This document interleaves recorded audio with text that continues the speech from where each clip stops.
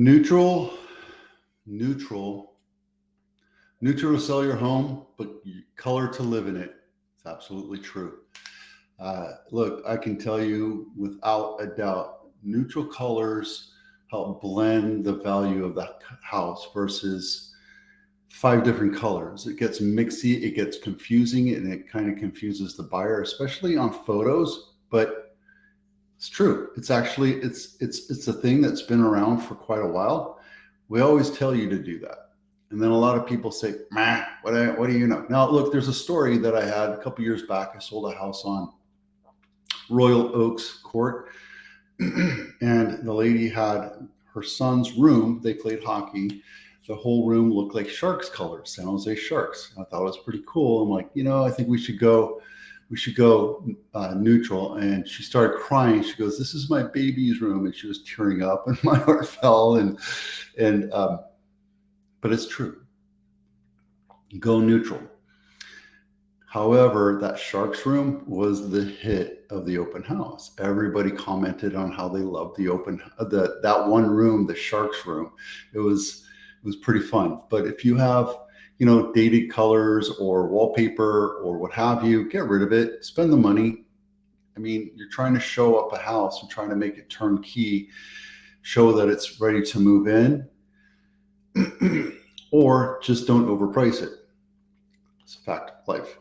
This link is down in my blog. You're very welcome to go take a look at it anytime you want. The whole idea of neutral is a bad word. It's true. It's kind of boring. Like this room right here is boring. It's gray. It's like a light gray.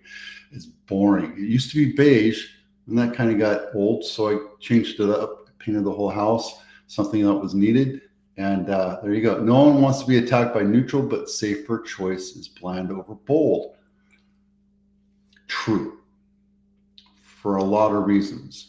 If you want to stand out, make it stand out. Use the coolest colors, the newest colors. Faded pinks and greens just don't sell today. And it kind of turns buyers off. Okay, that's that. That's all I'm going to tell you about that, because color is kind of boring anyway. iBuyers don't work. I talked about this last week, and for some reason my video didn't have audio on it, and I hope that it works, but iBuyers are not working. Now look, the only person that wins in this is the iBuyer. There's a couple of different things you have to realize with this. When you put your house on market, you know what the market is telling you your house is worth. If you overprice it and you have crickets and you don't have showings for 2 weeks, you're probably overpriced, right? An iBuyer, they're there to make money. So if you're okay with losing some equity, use an iBuyer. Not going to hurt me. It's going to hurt you.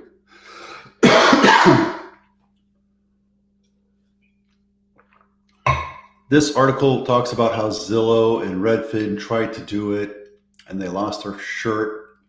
They lost billions of dollars, and it doesn't help them out either. And I know Vanguard and BlackRock, they're out there buying single family houses, and that ultimately hurts the first time buyer. I think it's a disservice to turn those new houses that could be sold to a buyer into a rental. I think it's a horrible idea, because it turns our nation into a nation of renters instead of owners. And everybody knows that the aggregate wealth of most people are in their homes, unless you're Zuckerberg or somebody else like that.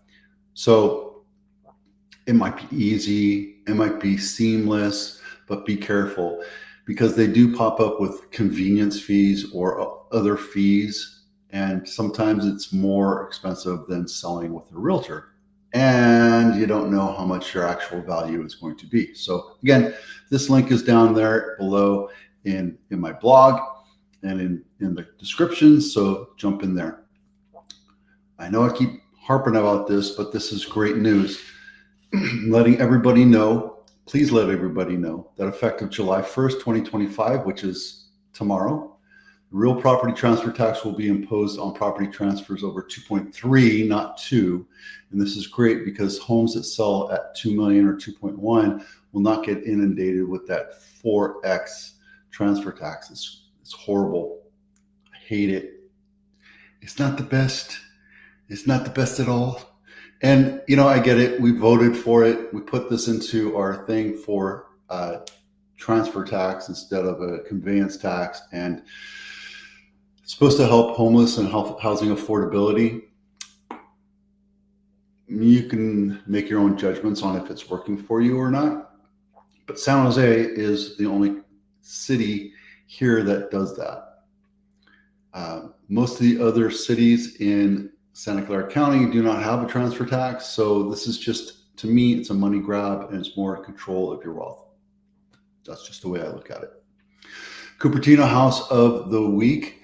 This one right here is up in the hills. This is Vista Knoll Boulevard, let's just say $3 million. Not my listing, 4-bedroom, 2-bath, 2,000 square feet, built in 1968. And if you're wondering where it is right there. And De Anza is right here. Monte Vista and Kennedy, and it's right here. It's still quite a distance away from the Space Center, the Space Needle, the Space, whatever it's called, the new Apple headquarters. But it's up in Cupertino Hills, and this is Rancho San Antonio. I go hiking there quite a bit. It's a great little place to hike. And let's take a quick look at these pictures.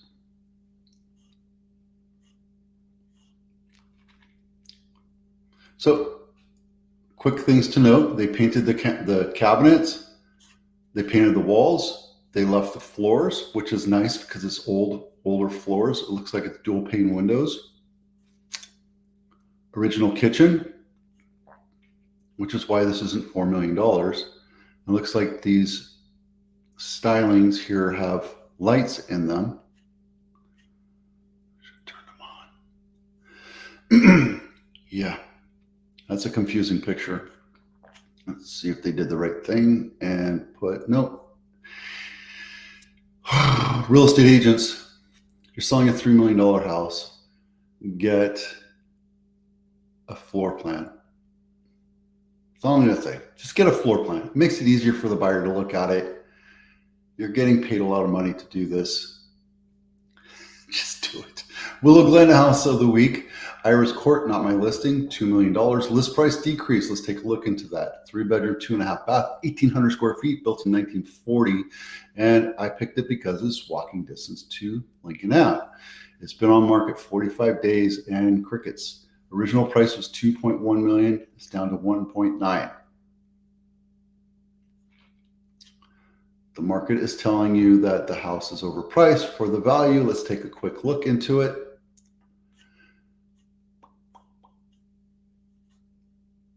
Looks like it's original. No, I can't tell. No, dual pane windows. Yeah, put the closet doors back on. Original bathroom, little tray ceiling with the cool little lights. So they did do some upgrades to it. Looks like they upgraded their bathroom, kind of updated their kitchen. Here's the thing. If somebody tells you that granite tile is better than granite slab, you're being lied to. And here's a faux tray ceiling in the dining, which is nice. That's an original architectural design. I would have painted these cabinets, even though I like wood. I would have probably put some paint in there. A nice little trellis or pergola. That's for the access to the detached garage, it looks like. And there's your garage. And yes, thank you for doing this. See, floor plan makes it easier for you as a buyer to see the flow of the house. The flow of the house is very important. Is this a great design? Probably not. But again, it was built in the 1940s, so it is what it is. You could probably, it's very small too. So it's great because it has bigger bedrooms Typically they're 10 by 10. This one's 15 by 11. And same thing here. And then over here, it's a pretty large master primary. But there you go. Iris Court. It's a great price. It's a great location, and it has some options to make it a better property with the updates. Meadow Lane, talked about this before, $85 million, not my listing. God, that would just make my year. 6-bedroom, 11 and 2 half baths. That's crazy. 12,000 square feet. It's been on market 146 days. And there you go. It's in Menlo Park, Woodside area. Where is it? Portola Valley. Let's take a quick look at the pictures. Very stately.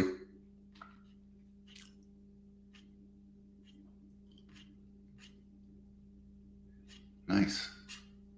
I like the little courtyard here. It's very concealing, relaxing on a hot summer day. Kind of chill out. There you go. Okay, I'm going to open this up so you can see bigger numbers.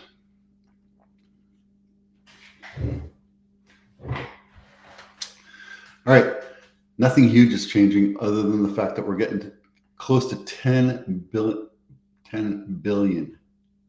in volume, sales volume.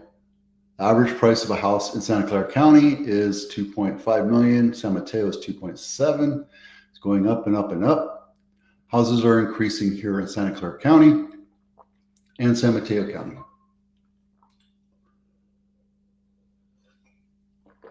I know it shows as going negative, but we're still seeing prices go up and up and up by 5%.